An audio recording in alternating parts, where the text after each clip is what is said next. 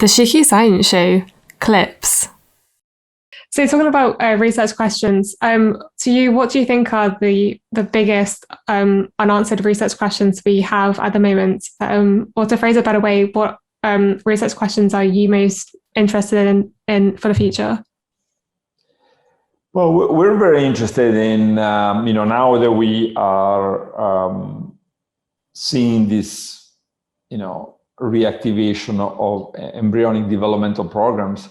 We're very interested in that, right? So how do you guide that? Is there a way to intervene? Is there a way to, control them more?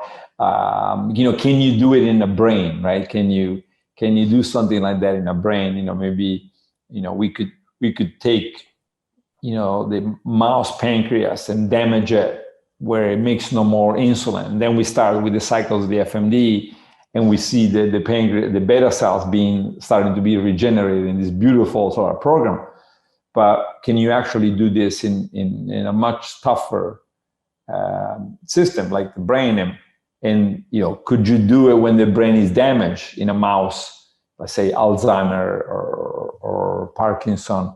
And could you do it in a person? Now we have a clinical trial in Italy running with Alzheimer's disease and fasting mimicking diet. So this is very interesting, right? So is it possible that, we don't need, there is like sort of like a black box effect where, it just works, and then we could take our time, figuring out how it works. But it could also be that, no, the black box effect is not there. We need to figure out exactly how it works.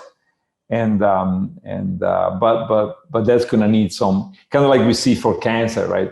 In cancer, we've never been able to, I always say I've never been able to cure any mice with fasting alone, right? Or fasting mimicking that alone. It's always like fasting plus or plus, right? So the last one, for example, with hormone therapy, is fasting plus estrogen receptor blocker plus palbociclip, right? And the only reason we could do that is by the molecular understanding of how the cancer cells is wired or rewired once it becomes resistant, right? So so then I think the future, we're looking at black box effect, but also as we get more and more sophisticated with molecular biology, but also omics, computational biology. If you start putting all these omics together and maybe using artificial intelligence, and can you now start gaining more of an understanding of the programs that are involved in making an organism younger. And speaking of different omics technologies, what are your thoughts on precision medicine, or I guess in this case, precision nutrition, and what kind of biomarkers or data do you think we'll need to really get to that stage? Because you mentioned in your book how you should kind of eat like your ancestors, and how for certain reasons you might be allergic to different foods. And I was just wondering, what information do we need to understand why someone might be allergic to a certain food and should stay away from that, or you should eat this is best for you for the future? Yeah, so I think we need both precise medicine and unprecise medicine, right? Okay. Everybody likes to go to the precise, and in cancer we see that example, right? So I hit the CDK4/6 pathway with palbociclib, but then I have the unprecise medicine of fasting that in that case hit insulin, IGF-1, and leptin, all three.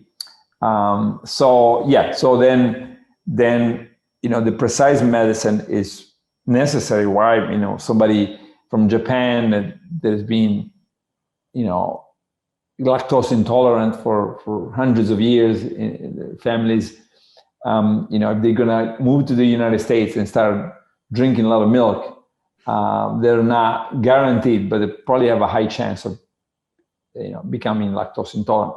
So if you have celiac disease and you're just loaded with bread and pasta, you're gonna have a problem, right? So I think we can recognize that there are precision medicine is very, very important, and but at the same time we also have to recognize that unprecise medicine as important. So like what we call evolutionary medicine. Looking at, I always say, bring me a person to whom I can give sugar that they will not have an insulin response, right? So you could do an experiment of one person, right, and get it right. If it was just like, I could show you that in response to sugar, insulin is going to go up. Say, give me anybody, I'll show you. One person, say, like, can you do an experiment with one person? I say, I demonstrate it to you in one person. They give me anybody, right? So, and nobody would put money against me and say, who's going to put money against? I'm going to give sugar to. Just bring him anybody you want from anywhere in the world, and I give them sugar, and they're going to have insulin go up, right? And so that's the imprecise medicine I'm talking about, with fasting. And so there's some things that are just going to be very, very similar to almost anybody you can pick in the world.